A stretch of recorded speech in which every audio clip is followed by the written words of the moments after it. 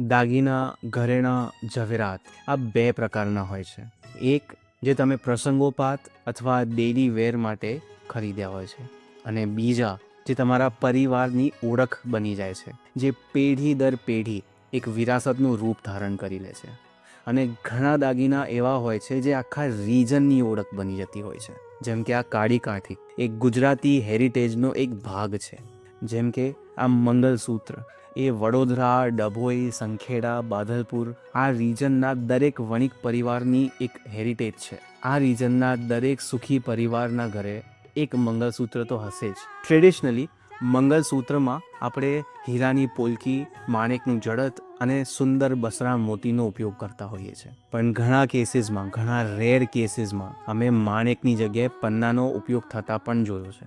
આ મંગલસૂત્રમાં આપણે હીરાની પોલકી, માણેક અને પન્નાની જડત અને સુંદર કલ્ચર મોતીનો ઉપયોગ કર્યો છે. તમે કયો કલર પસંદ કરશો, રેડ ઓર ગ્રીન? કમેન્ટમાં જરૂર જણાવજો.